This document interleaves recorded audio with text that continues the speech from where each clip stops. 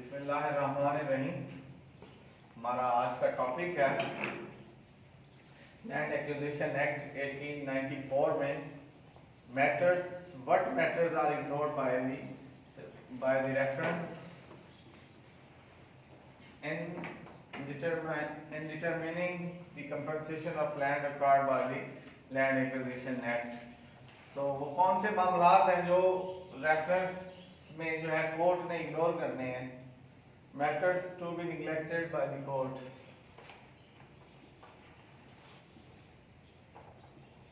Matters to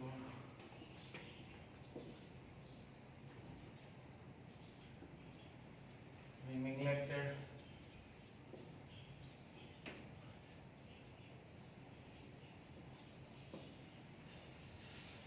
कौन से मामलात हैं जो कोर्ट ने निग्लेक्ट करने हैं इन डिटरमिनिंग ऑफ कंपनसेशन।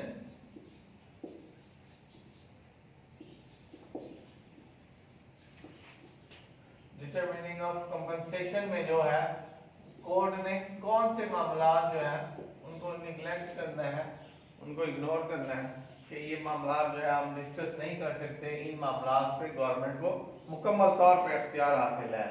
वो कौन से मामलात हैं जिन पे गवर्नमेंट को मुकम्मल तौर पे इख्तियारात हासिल है, जिसमें कोर्ट भी जो है वो उनके अंदर इंटरफेरेंस नहीं कर सकती। तो वो आज हम मामलात जो है डिस्कस करते हैं। ये है section 24 of land acquisition act. उसके अंदर ये मामलात डिस्कस किए गए हैं। Section 24 of land acquisition act 1894। तो देखते हैं हम कौन से मामलात हैं। इससे पहले उन्होंने एक कंपनसेशन की डेफिनेशन भी दी है कि कंपनसेशन के अंदर जो है वो क्या मामलात है। डिटरमिनिंग ऑफ कंपनसेशन में कंपनसेशन क्या है। तो कंपनसेशन जो है, मीनिंग ऑफ कंपनसेशन, इसको देखते हैं। Meaning of compensation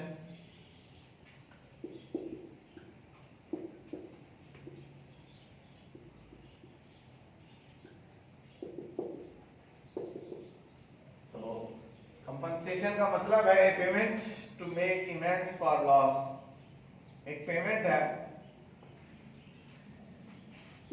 means a payment. Compensation क्या है? एक पेमेंट टू मेक इमेंड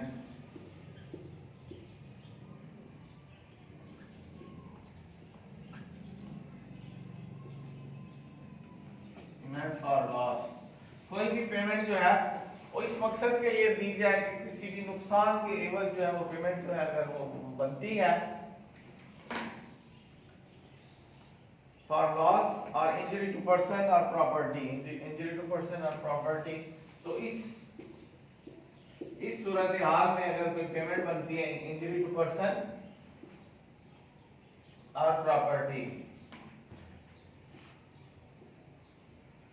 तो इस सूरत हाल में जो भी पेमेंट बनती है उसको हम कंपनसेशन कहते हैं।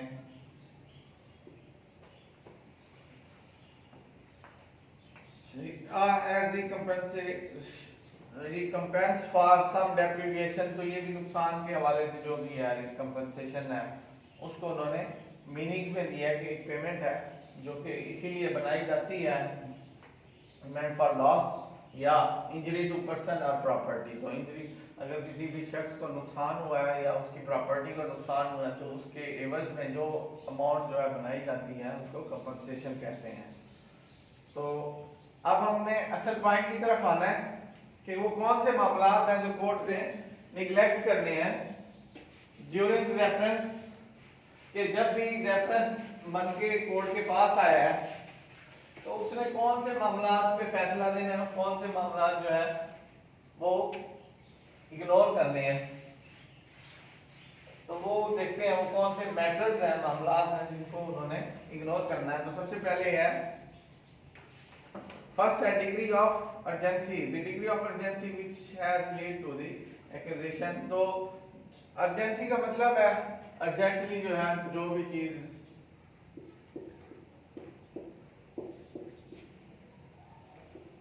डिग्री ऑफ अर्जेंसी के किसी भी मुश्किल हालात में गवर्नमेंट को जो है वो जमीन लेनी ही जरूरी है, वो डिग्री ऑफ अर्जेंसी होगी कि मुश्किल हालात में कोई भी चीज उनको एक्वायर करनी है तो अर्जेंसी में कंपनसेशन के अंदर जो है उनकी कोई मुदाखलत नहीं होगी। कोर्ट जो है वो कहेंगे कि सॉरी उनको इमरजेंसी है, इसमें आपका जो भी लॉस होता है जो भी आप वो नुकसान देख लें, लेकिन गवर्नमेंट को भी अर्जेंसी है इन केस ऑफ अगर उन्होंने कंटोनमेंट बनानी है, वहाँ पे कोई अचानक जंग का कोई फैसला हो गया कि जंग जरूरी हो गई है तो उसमें अर्जेंसी की जरूरत पड़ गई कि यहाँ पे भी कंटोनमेंट बनेगा और ये सारी आबादी को खाली करना पड़ेगा।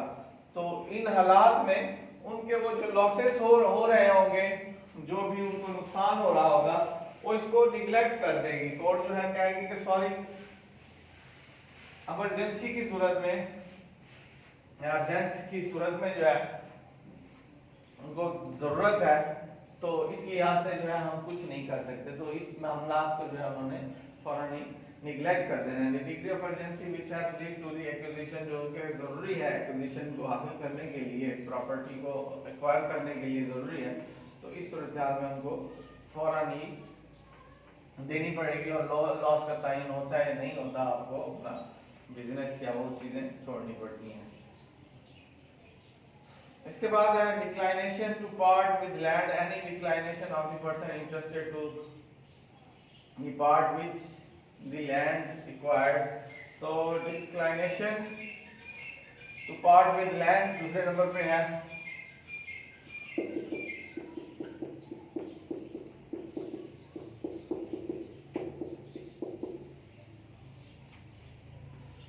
कोई भी हिस्से को जो है उखाड़ना है, टू पार्ट विद लैंड, जो भी डिक्लाइनेशन हुई है जमीन के किसी भी हिस्से के साथ, इस सूरत हाल में भी कोर्ट जो है कुछ नहीं करेगी कि अगर उसका रास्ता वगैरह जो भी जो है वो खत्म हो गया, उसके साथ ही पार्ट लैंड, उसके साथ जो हिस्सा था उसको जो भी नुकसान हुआ है वो भी जो है कोर्ट उनको इग्नोर करेगी। इसके बाद है damage caused by private person, तो जो भी डैमेज प्राइवेट पर्संस की तरफ से उस प्रॉपर्टी को या उस बंदे की प्रॉपर्टी को हुआ है उसको भी इग्नोर करेगी। नंबर 3 पे है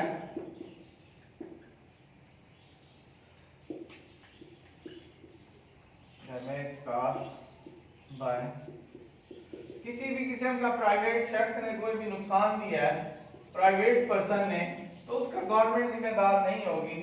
इसीलिए उन्होंने कोर्ट को भी कह दिया कि गवर्नमेंट कोर्ट जो है इस तरह के मामला में प्राइवेट पर्सन की इंटरफेरेंस से जो भी डैमेज हुआ है वो उठाने में या उनकी तरफ से जो भी नुकसान हुआ है प्रॉपर्टी को, तो उसका जो है वो गवर्नमेंट कंपनसेशन नहीं करेगी। उन्होंने कह दिया इसलिए गवर्नमेंट कंपनसेशन नहीं करती तो कोर्ट भी इस तरह के मामला को निगलेक्ट करेगी। Any damage sustained by him which if caused by private person would not render such persons liable to suit.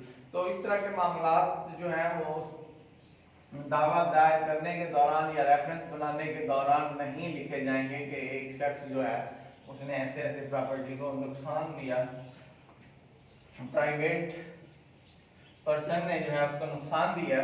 तो ये भी मामला जो है हम इसको कुछ नहीं कर सकते कि अगर आपने किसी प्राइवेट पर्सन को जो कि इंजीनियर ना हो और उसको आप कह देंगे कि आप ये जो मशीनें हमारी खोलें और नुकसान कर दे, किसी भी सूरत में कोई टेक्निकल बंदा नहीं आया जिसको खोलनी नहीं आई और उसने नुकसान कर दिया, तो वो नुकसान जो है गवर्नमेंट नहीं पे करेगी। तो damage likely to be cast, any damage which is likely to cast, जो कि होने वाला हो to the land acquired after the date of publication of declaration under section 6 by or in consequences of the use to which it will be put। तो वो कह रहा है सेक्शन 6 की डिक्लेरेशन के बाद जो भी आगे नुकसान होते रहेंगे, जो भी लाइकली टू काज होगा, उसको भी कोर्ट जो है इग्नोर करेगी।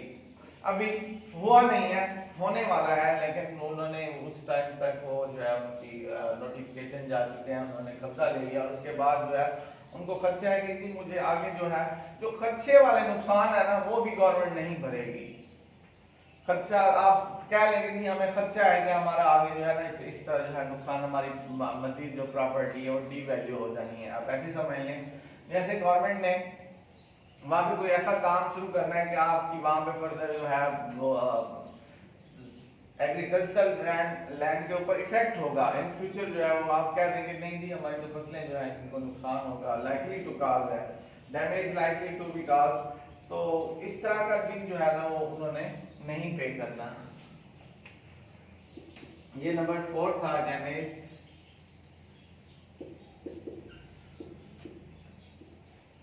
likely to be caused, likely to be caused होने वाला हो। तो any increase, अच्छा, any damage which is likely to cause to the land required after the date of the publication of the declaration, declaration की publication के बाद जो भी नुकसान का खदशा हो वो भी उसमें नहीं डाला जाएगा कंपनसेशन में। तो इसके बाद नंबर 5 है इंक्रीज इन वैल्यू। तो आमतौर पे जिस जगह पे भी गवर्नमेंट कोई प्रोजेक्ट शुरू करती है, नोटिफिकेशन शुरू हो जाते हैं कि जी यहाँ पे जो है कोई गला मंडी आ रही है, यहाँ पे जो गवर्नमेंट जो है हॉस्पिटल बना रही है, या यहाँ पे जो है गवर्नमेंट बहुत बड़ा कॉलेज बना रही है, या गवर्नमेंट प्राइवेट की पब्लिक इंडस्ट्री लगा रही है यहाँ पे, तो गवर्नमेंट की तरफ से कोई इंडस्ट्रीज का प्लान है, तो जो ही वो नोटिफिकेशन निकल जाए उसके महीने बाद, 2 माह बाद, 4 माह बाद, नोटिफिकेशन के मोस्टली जो है 4-5 माह में लोगों को पता चल जाता है कि यहाँ पे बहुत बड़ी इन्वेस्टमेंट हो रही है। तो इस सूरत हाल के बाद ये इंक्रीज होना शुरू हो जाती हैं वैल्यूज, वहाँ पे प्रॉपर्टी की जो वैल्यूज है वो इंक्रीज होना शुरू हो जाती हैं। Any increase in the value of the land required likely to accrue from the use to which it will be put when acquired। जब उन्होंने एक्वायर कर लिया उसके बाद से जो भी वैल्यूज इंक्रीज होना शुरू हो गई हैं उसका जो है कोर्ट ने जो है कोई उसके ऊपर एक्शन नहीं लेना। उनको पता चल जाता है कि आप इतने माह बाद आ गए हैं और अपना कंपनसेशन को बढ़ाने के लिए कि जी हमारा कंपनसेशन जो है बढ़ना चाहिए, तो वो यही कहेंगे कि जब ये पब्लिकेशन हो रही थी उस टाइम जो है इसकी यही वैल्यू थी, इसीलिए जो अब फर्दर इंक्रीज हो रही है जो 2-4 माह बाद, तो उसका वो जो कोर्ट है वो कुछ नहीं कर सकती, इसलिए वो इसको इग्नोर करेगी, निगलेक्ट करेगी इस मैटर को भी कि इन फ्यूचर जो है जो भी इंक्रीज होती है वैल्यू में वो उसके अंदर नहीं डाली जाएगी। Increase in value of any other land, तो वहां पे नंबर 6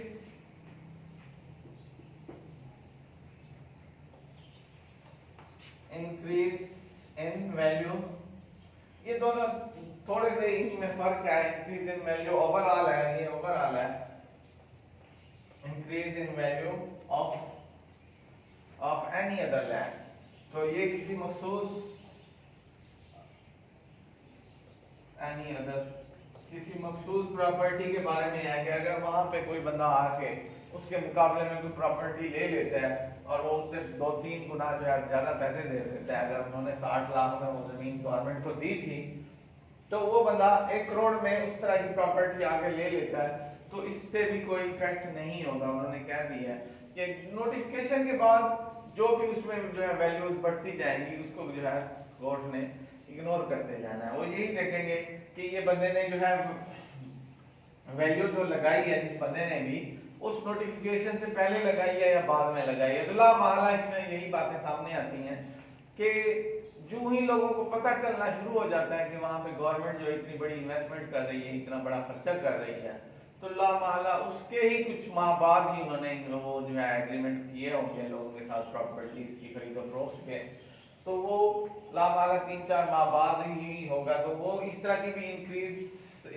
जो है उनके सामने अगर आ भी जाती है किसी दूसरी लैंड की, तो उसको भी इग्नोर करेंगे, कोर्ट जो है उसको भी इग्नोर करेगी और निगलेक्ट करेगी, और उनकी जो है पिटीशन जो है वो जो रेफरेंस बना के वो डालते हैं कोर्ट के अंदर, वो रेफरेंस जो है उसी टाइम उन्होंने खारिज कर देना है। तो इसके बाद नंबर 6 था। नंबर 7 है इंप्रूवमेंट विदाउट सैंक्शन।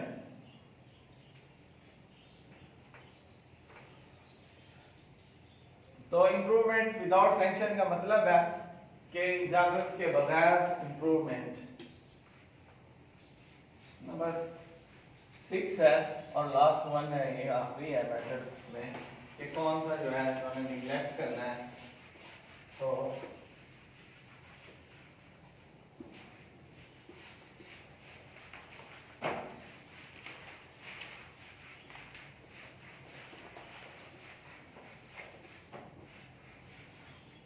नंबर 6 पे है 7। अच्छा नंबर 7 है इम्प्रूवमेंट विदाउट सैंक्शन।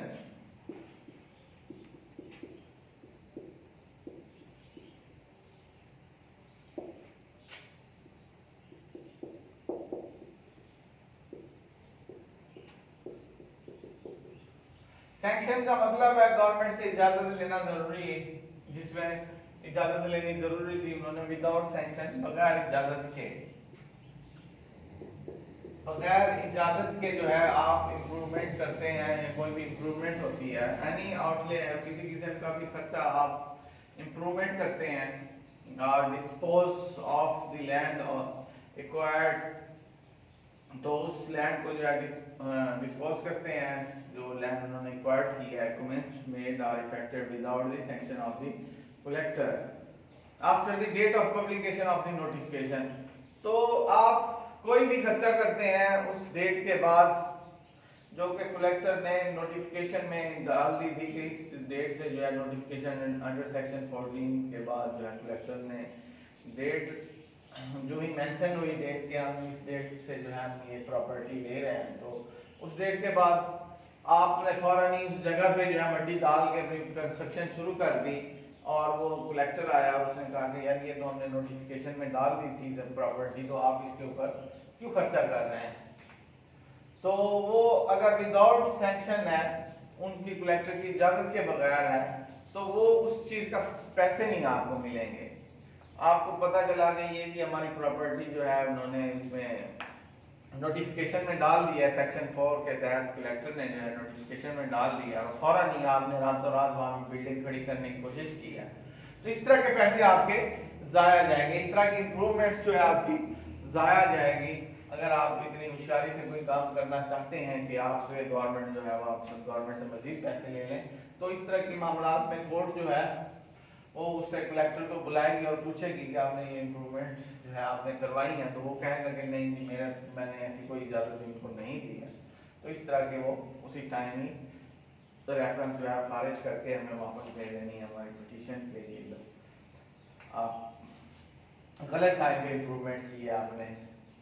तो ये वो मैटर्स थे जो कि कोर्ट ने निगलेक्ट करने थे इन डिटरमिनिंग ऑफ कंपनसेशन की डिटरमिनिंग में बाज़ औक़ात बंदा कलेक्टर से सेटिस्फाइड नहीं होता और वो फौरन ही उसको चैलेंज करता है, ये हम आगे पढ़ेंगे, उसको फौरन ही चैलेंज करता है और कोर्ट जो है वो कोर्ट कहती है अच्छा हम डिटरमिन करके देते हैं आपको कंपनसेशन। तो उन्होंने वो जो मामलात थे वो सारे यहाँ पे बता दिए हैं कि इन मामलात को कोर्ट ने नहीं देखना, जो हम डिस्कस कर चुके हैं, जो 6 थे 7 पॉइंट्स थे इसके, इन मामलात को उन्होंने नहीं देखना। तो उसका सबसे पहला था डिग्री ऑफ अर्जेंसी, उसके बाद दूसरा था डिस्क्लाइनेशन टू पार्ट विद लैंड और नंबर 3 पे था damage cause by private person की तरफ से भी कोई भी नुकसान होगा तो गवर्नमेंट नहीं देगी और डैमेज लाइकली टू बी काज जो होने वाला हो उसका भी नहीं होगा। इसके बाद इंक्रीज इन वैल्यू और increase in value of any other land जो है इन सूरत हाल में भी जो बाद में जो है इंक्रीज वैल्यू होती है वहाँ पे प्रॉपर्टीज की, उसका भी जो है गवर्नमेंट ने जायजा नहीं लेना, उससे पहले नोटिफिकेशन से पहले के हालात ही देखेगी। इसके बाद आखिरी है कोई भी इम्प्रूवमेंट विदाउट सैंक्शन। तो यहाँ पे अब हमारा लेक्चर खत्म होता है मैटर्स का, इम्प्रूवमेंट जो है वो नहीं होगी।